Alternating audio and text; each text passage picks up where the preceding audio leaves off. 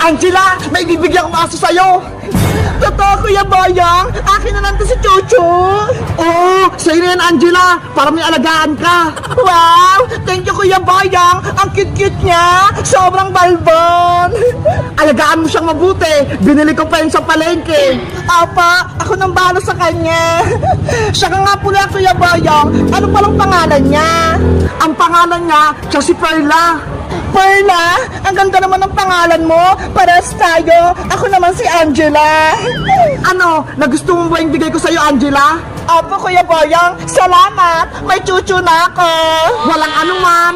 Kuya Boyong, pwede ba kami maglaro ni Perla sa kalsada? Maghahabol-habulan lang kami. Sige, mag-ingat lang kayo. Opa, tara na, Perla. Ang cute talaga ng alaga ko. Perla, habulin mo ako. Perla. Si Angela yun ah. May alaga siyang aso. Oh no. Totoo ba yung nakikita ko? Si Perla na kay Angela.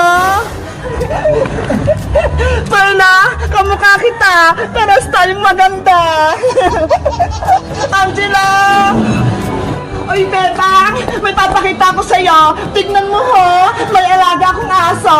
Hindi nga ako nagkakamali. Perla ko, ikaw nga yan. Bebang, kilala mo si Perla? Alam mo yung pangalan niya? Angela, si Perla, siya'y nawawala akong aso. Ano? Aso mo to? Matagal ko na siyang hinahanap kasi ginawa siya ni Boyong sa akin. Totoo ba yung sinasabi mo, Bebang? Pinagbibintang mo si Kuya Boyong ko? Pero yun yung totoo, Angela. Matagal na ginawa sa akin ni Boyong si Perla. Kaya miss na miss ko na siya. Perla, si Bebang pala yung may-ari sa'yo. Angela, pwede ko bang hawakan si Perla? Sige. Angela, mamibigay si Perla kay Bebang. Kuya Boyong. Hey, Bayong Butika! Ang sama-sama mo! Kinuha mo sa akin si Perla, tapos ayaw mo na siyang ibalik! Kay Princess ko kinuha yung si Perla! Binayaran ko nga siya ng 20 pesos eh! Hindi sa'yo! Hindi ko naman siya binibenta ha! Bakit mo kinuha? Kasalanan na yun ni Princess kasi binigay niya sa akin! Ibabalik ko na lang yung 20 pesos na binigay mo kay Princess para makuha ko si Perla! Ayoko nga! Kay Angela na si Perla! Kaya wala ka nang magagawa, Bebang! Angela! Please! Ibigay mo na sa akin si Perla! Huwag mo ibigay, Angela! Pero Kuya Boyong, masamang kumuha ng hindi sa'yo. Ba't yung ginawa mo? Kaya ibabalik ko na si Perla kay Bebang. Ano? Hindi pwede! Bebang, eto na si Perla. Kunin mo. Perla! Angela, wag! Bebang, si Perla, kunin mo na. Perla, tara na. Bebang, akin si Perla. Hindi mo na makuha sa akin si Perla, Boyong. Ibalik mo na sa akin yung sabi eh. Kuya Boyong, tumigil ka na. Kung hindi, isusumbong kita kay nanay. Ano ba yan? Sana hindi ko na lang binigay si Perla kay Angela. Thank you sa'yo, Angela. Dahil sa'yo, naibalik na si Perla sa akin. Guys, tama ba yung ginawa ko? Binalik ko si Perla kay Bebang. Mag-comment lang kayo kung isusumbong ko si Kuya Boyong kay nanay. Bye-bye! Princess, Iska, nandito na tayo sa gubat. Bilang Girl Scout, ready na tayo dito mag-camping. Wow, ang ganda naman dito. Ang daming puno. Dito ba tayo magka-camping, Bebang? Parang nakatakot naman. Diba, Girl Scout tayo. Dapat, hindi ka takot, Princess. Kaya nga, ang Girl Scout matatapang, hindi matatakutin. Mga Girl Scout, makinig kayo. Nandito na tayo sa taas ng bundok. Konti na lang lalakarin natin. Makakarating na tayo sa camping site. Teacher, pagod na ako. Pwede po bang magpahinga? Kanina pa tayo naglalakad eh. Uy, Princess, bawal magreklamo. Gutom na kasi ako, Bebang. Nangihina na yung katawan ko. Walang hihinto, walang magpapahinga. Sumunod lang kayo sa akin para hindi kayo maligaw. Naintindihan? Apa, teacher! Yahoo! Girl Scout, let's go! Follow me! Tara na, Princess! Bilis! Let's go! Hindi ko na talaga kaya. Gusto ko na magpahinga. Kakain nga muna ako. May dala naman pala akong pagkain dito.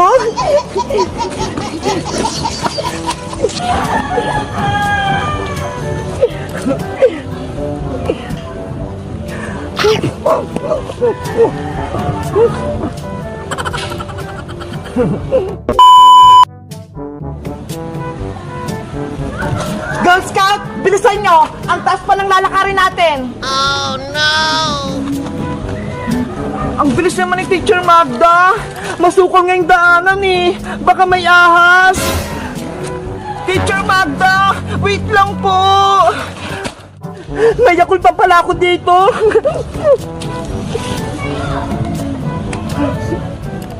Wow! Ang sarap!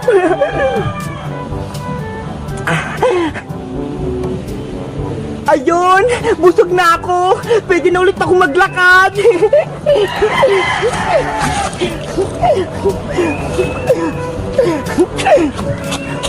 Bebang! Iska! Nasaan na kayo? Lagot! Nahiwalay ako! Oh no! Meanwhile, Teacher Magda! Antayin niyo po kami! Iska! Hindi ko na makita si Teacher Magda! Ang bilis niyang maglakad! Bebang! Si Princess din! Nawawala! Ano? Si Princess? Nawawala! Nasa likod lang natin siya kanina eh! Tapos hindi ko na siya makita! Ano ba yan si Princess? Pasaway! Nakakatakot naman dito sa gubat! Baka may monster dito!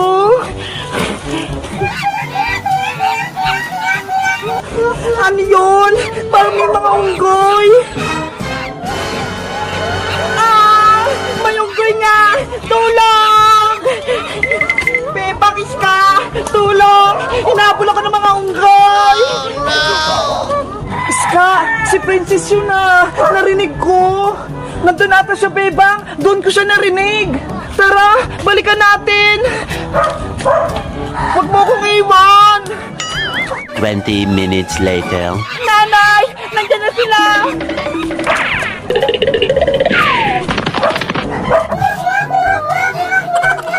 Nakakatakot naman dito sa gubat! Sana hindi na lang ako sumama! A few moments later. Princess! Nasaan ka? Princess! Magpakita ka na! Iska! Tignan mo ho! May pinagkainan dito ng saging! Baka si Princess kumain nito, kaya siya naiwan! Si Princess kasi laging gutom. Girl Scout naman siya. Dapat malakas siya, hindi siya gutumin. Ayan tuloy, nawawala siya. Hanapin natin si Princess Iska. Paggabi na ho. Baka pag madilim na, hindi na natin siya makita. Tignan natin siya ron, Bebang. Bebang!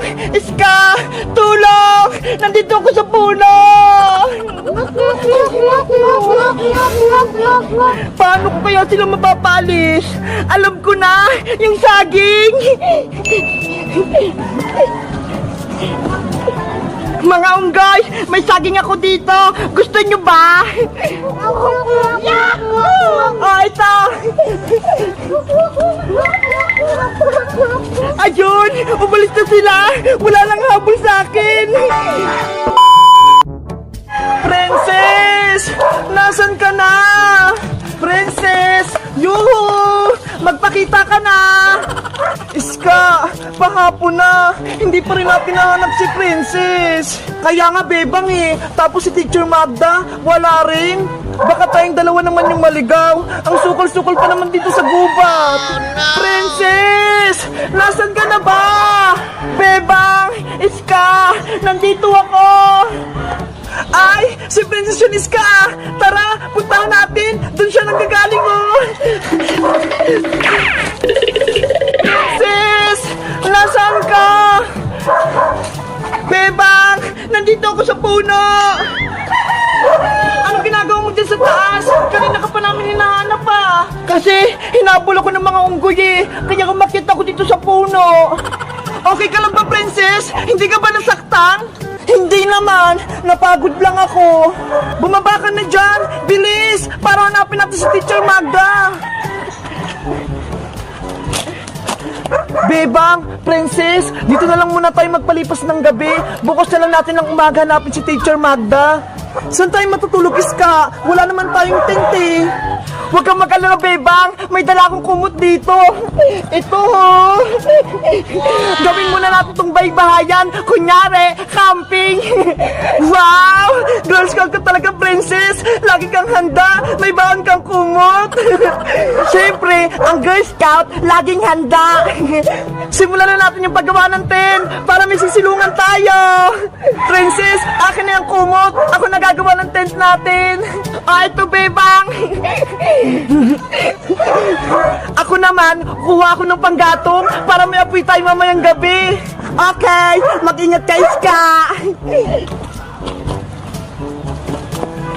Manood ka, Princess, ha? Kung paano ako gumawa ng tent para alam mo din. Sige, habang pinanonood kita, magmemerienda muna ako.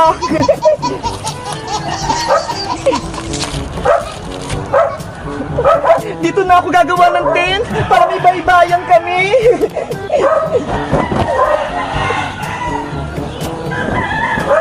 Bilisan mo, Bebang, ha? Baka umulan.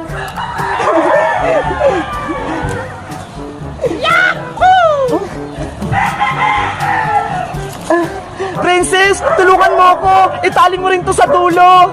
Okay, dito ba? Eto naman, pupukpukin ko para hindi lumipad yung tent namin.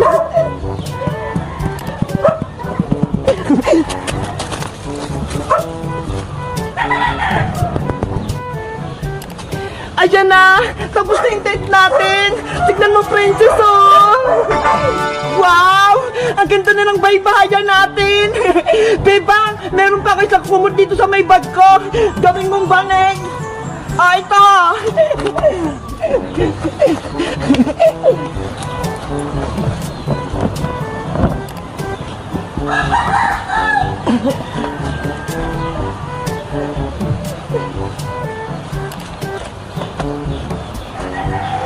Princess! Okay na yung tent natin! Pwede tusapin natin! Pwede na tayo ditong matulog! Yay! May tent na tayo! May masisilungan na tayo! Nasaan na kaya si Iska? Ang tagal niya naman kuha ng panggatong! Ay, ayun! Mga tuyong sanga! Maganda yung panggatong!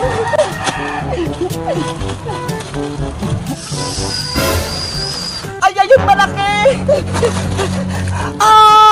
Ahas!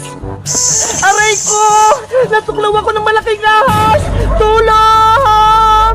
Princess, si Iska yun ah! Ano kaya nangyari sa kanya? Bebang, tulong! Nakagat ako ng ahas! Ano? Nakagat ka ng ahas? Sabi na nga ba, delikado dito sa gubat eh. Tulungan niyo ako, baka may binom yung ahas. Naku, anong gagawin namin? Aray ko.